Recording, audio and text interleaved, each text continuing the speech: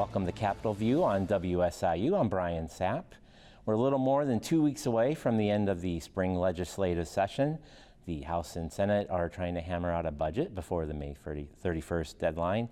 And a law banning credit card fees on sales tax and tips is set to go in effect on July 1st. But a court case and an action by the U.S. Treasury Department have kind of muddied the water, so we're going to find out a little bit about those.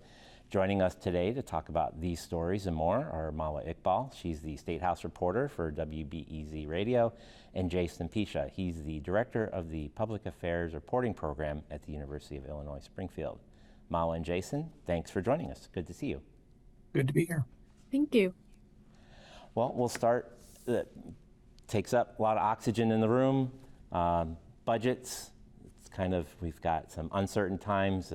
Governor Pritzker back in February proposed a budget about $56 billion, limited increases in spending, and now the legislators are trying to work that out. Mawa, what are you seeing and hearing when it comes to this big topic there? This is true. Yeah, it's a very big topic, especially right now that, like you mentioned, Brian, we have, 2.5 weeks left of session. It always ends up being kind of the capstone, legislation that we're sort of waiting till the very end for them to drop the state budget and then for them to pass it super late at night on the final day of adjournment.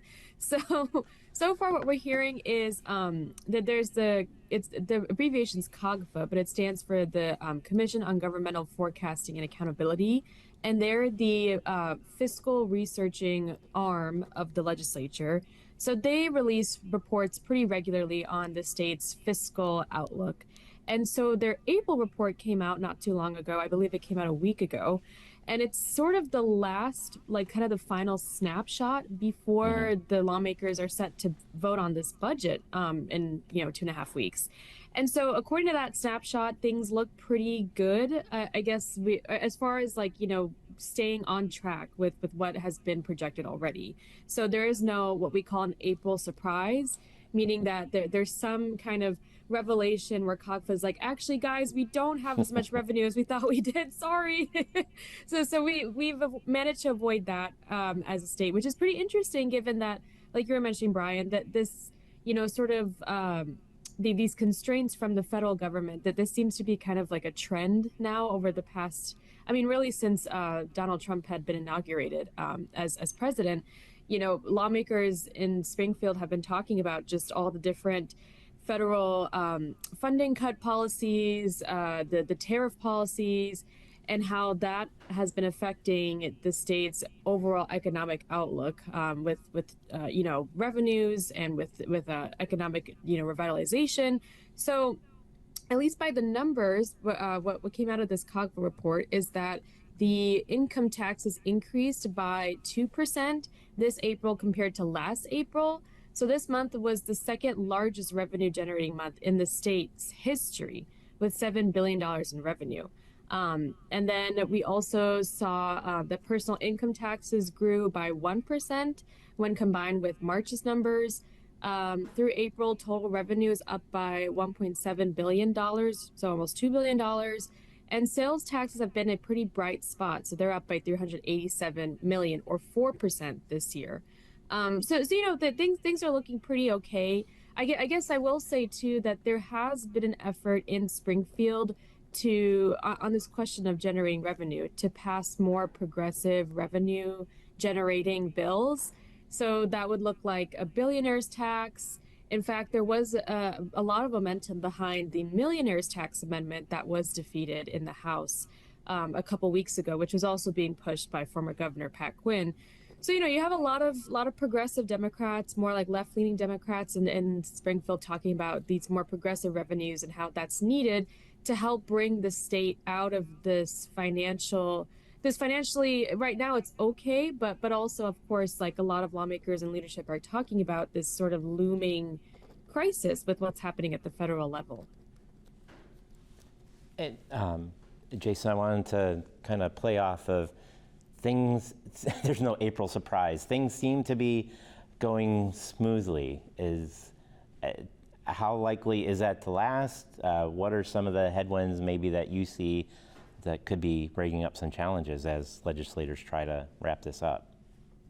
Yeah, Mawa kind of mentioned both of these elements already, but you know, the prognostications are only as good as the last snapshot, and this last one from Cogfa looked pretty good.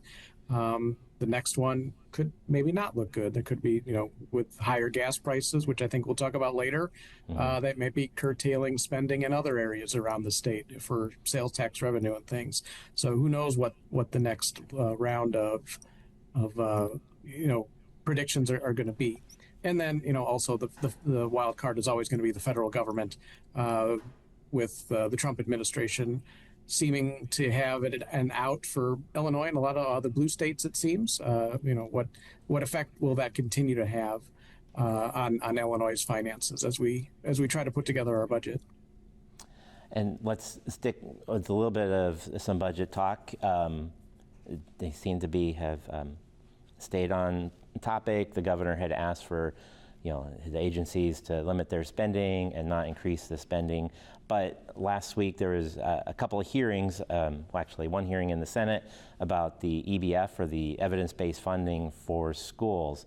Currently, one of the stats that struck me was only 63% have reached the 90% of what they feel schools should have. And actually Carbondale was, I read in the story, was by Peter Hancock, was one of the lowest schools in reaching that evidence-based funding.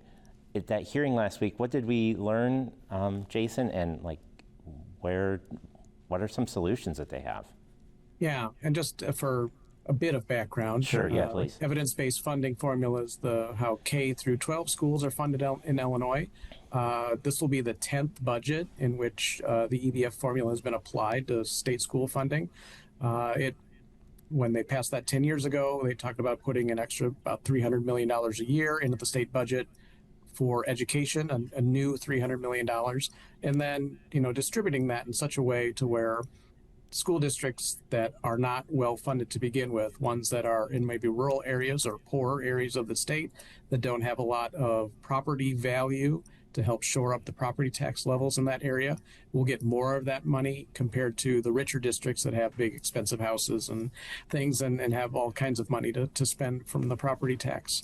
And as you mentioned, there was a hearing last week in the Senate that sort of took a look at how that is going. And as you mentioned, the stat that was there was just less than 2/3 of the districts are still not adequately funded under their definitions. But the other side of it says we've put 10 years worth of $300 million into the school systems. That's an extra $3 billion that's been invested, and that's helped somewhat. There are also stats in there that indicated the ones that are being funded adequately, those numbers have increased as well.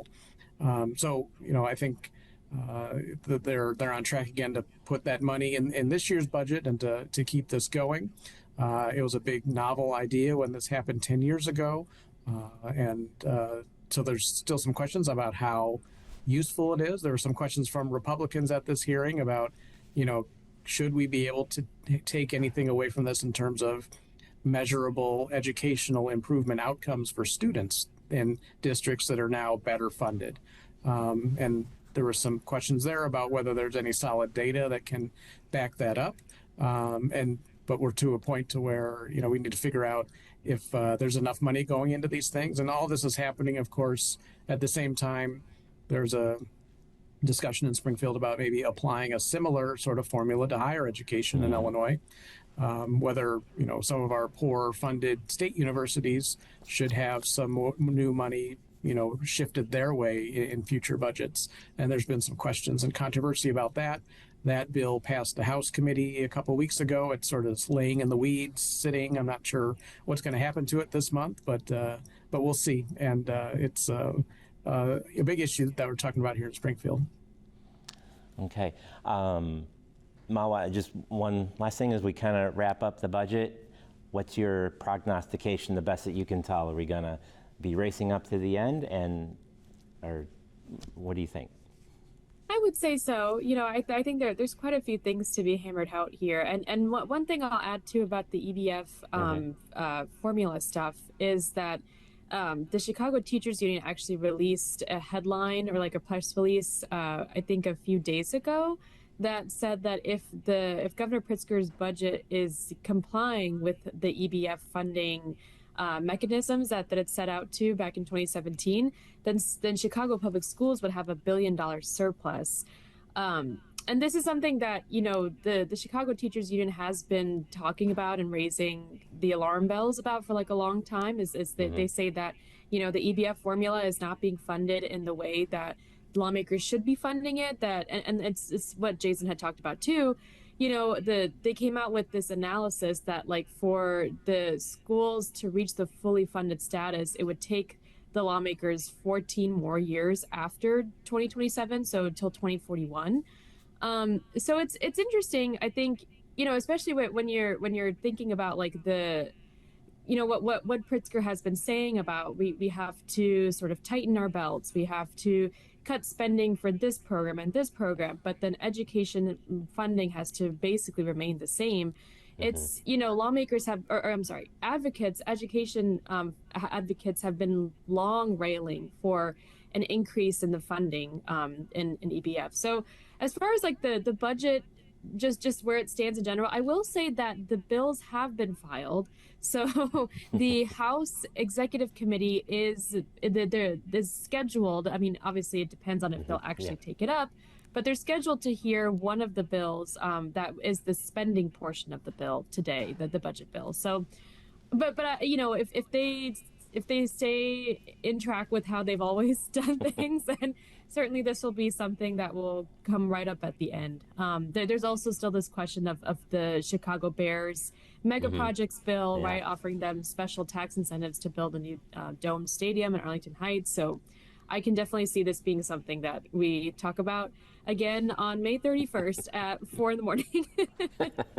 Yeah, I think there's plenty of things, and I didn't put the mega projects bill on today's rundown just because it's been kind of quiet. So my guess is that means that they're working on it behind the scenes and trying to hammer it out, maybe get on the same page. Mawa, I wanted to stick with you for our next topic.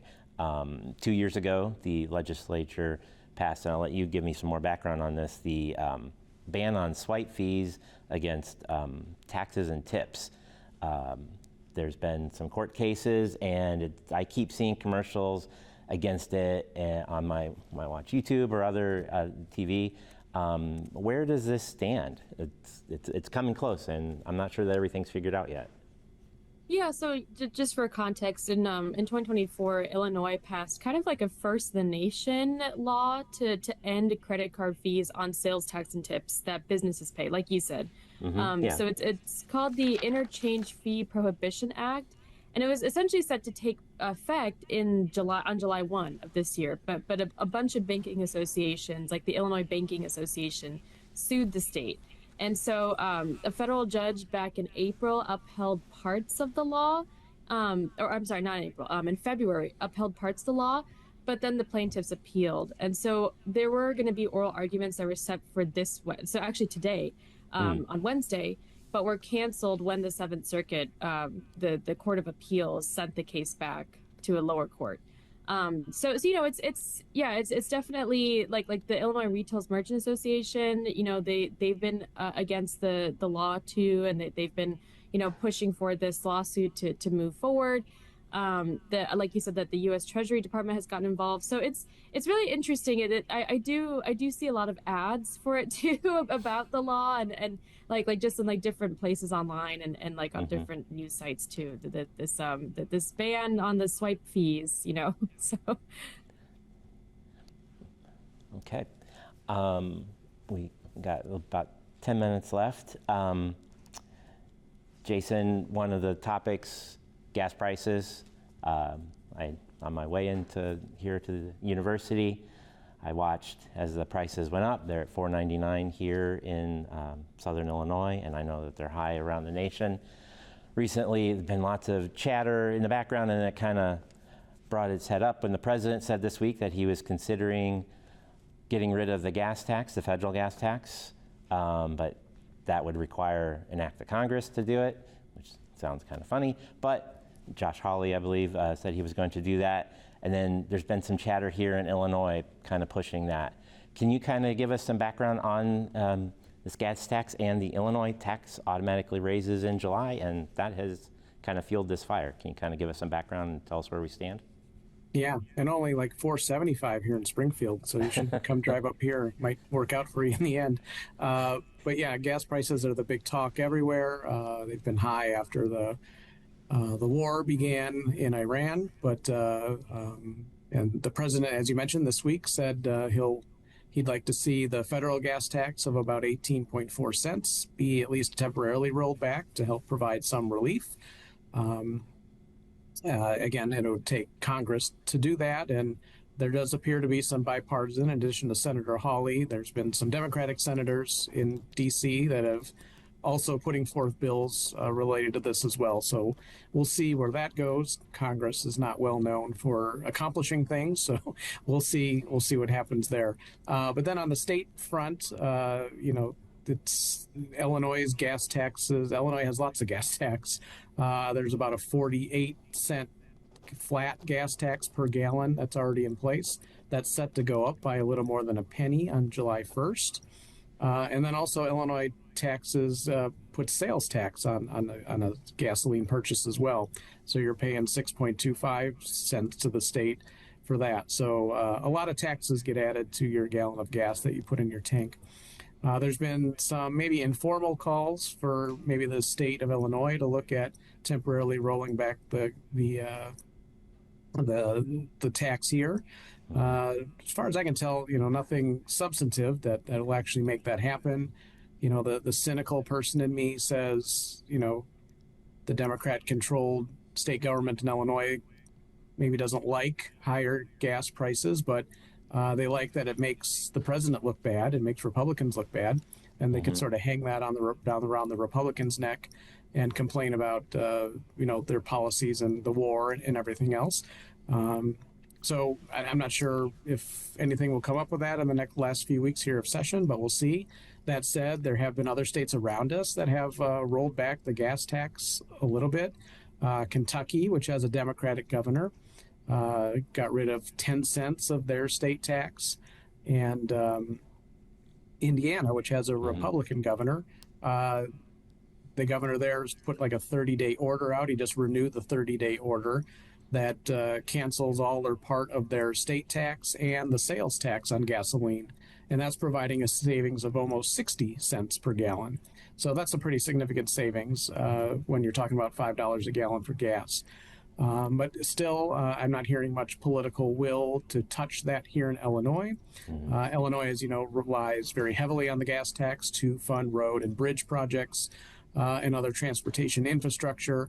And that is a lot of money to go away. And especially in these tight budget times, every penny counts, I guess, even though it would provide some welcome relief to taxpayers and drivers here in Illinois. That way we got some trade-offs. Mawa, are you hearing anything in the State House? Anything about the people worried about the tax or its impacts? Yeah, I mean, one thing I'll say is that, affordability has been kind of a buzzword, right? Yeah. Especially during the primary election season back in March, but certainly in this legislative session, the spring session too. I would say that particularly Speaker Welch has been talking about that a lot. Like he's been doing these media tours where he's having sit down interviews with us talking about how we just gotta really put money back in people's pockets and Illinois residents are hurting, and actually he was for this millionaires tax amendment that ended up not getting through the chamber this session. But when it comes to the gas tax, that's something that Pritzker at least has been kind of avoiding, right? So we'll be at press conferences, someone will ask him hey, Indiana's doing this. Have you considered doing this? Just the fact that gas prices are really high, and also the fact that you and other Democratic leaders in Illinois have made affordability such a big issue this year. And he kind of what Jason was saying too. He kind of just points it back to President Trump and says that, we're in this situation because of the president. And it's his fault, right? That the Illinoisans are being squeezed. And then he'll talk about like other, federal funding cut policies or like other federal policies that the Trump administration has enacted that are also like hurting Illinois residents. So it's he's very much in like a deflection mode, I think, at the moment. And then you go over to the Republican side, right? Republicans are saying that, Governor Pritzker can blame President Trump all he wants, but this state gas tax is within his control. So if he wants to push for it, he can. I also like the cynical part of me thinks that because it's an election year, lawmakers, even in the Democratic supermajority, tend to kind of shy away from doing anything too controversial or too crazy. And like Jason was saying too, the gas tax funds a lot of like like road developments and bridges and infrastructure. So it would be rather unpopular, I would think. Although there is also then this issue of affordability and giving people some sort of relief. I think I would be surprised if I were to see like a revenue package for the state budget and it has some sort of suspension or partial rollback of the state gas tax. Yeah, because you do that and then roads aren't, we always have roads that we drive over that we want to complain about, and that would just make it easier for most of us. Again, as we continue through the summer, it's going to give us plenty of, content to talk about.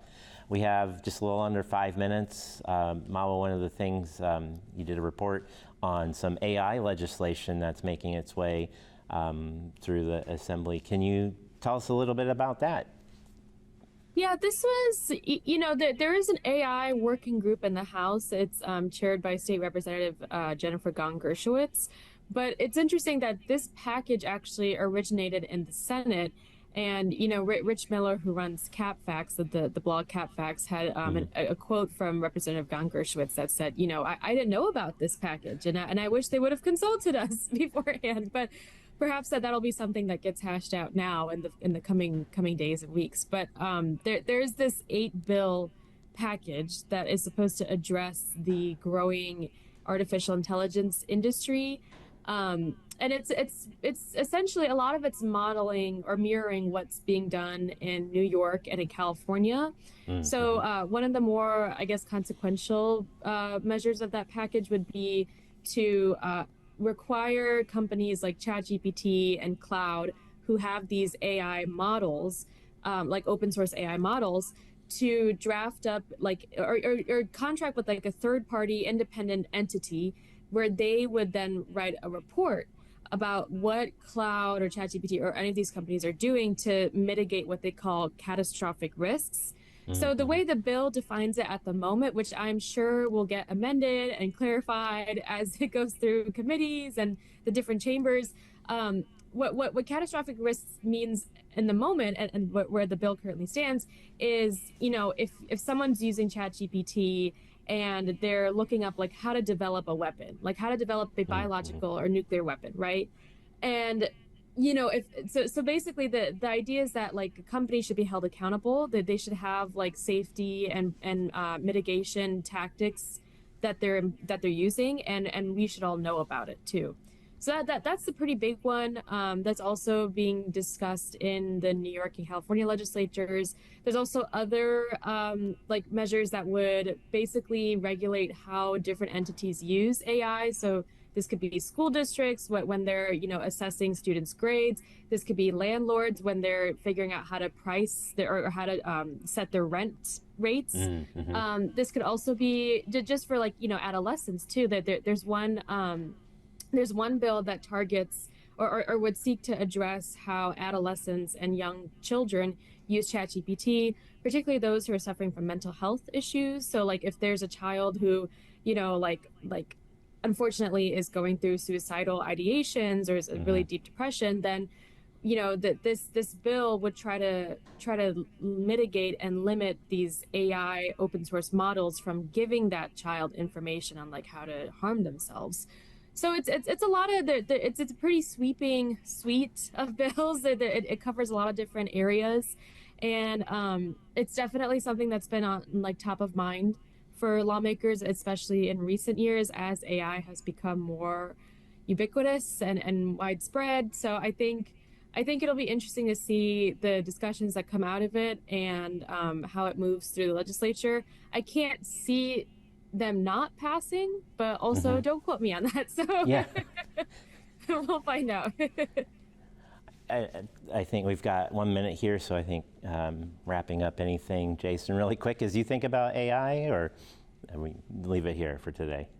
Yeah, I mean, I just think of its role here at the university where I work. I mean, it's touched every aspect of it. It's, students are using it for everything, to help them come up with ideas, maybe to help them to write papers when they shouldn't have. I have students who use it to write me emails when they need an extension on their assignment and they want the email to sound good and persuasive. So, we just got done with a faculty strike here at the university, where one of the issues that the faculty was concerned about was, having some sort of a solid AI policy that helps ensure that AI won't be used in any way to replace faculty members in the teaching process. So, like I said, many aspects to AI that everything's going quicker than we can legislate it. And we're going to have to see what happens with it. Well, thank you for joining us. That's it for this week's edition of Capitol View. On behalf of Mawa, Iqbal, and Jason Piscia, I'm Brian Sapp. Thank you for joining us.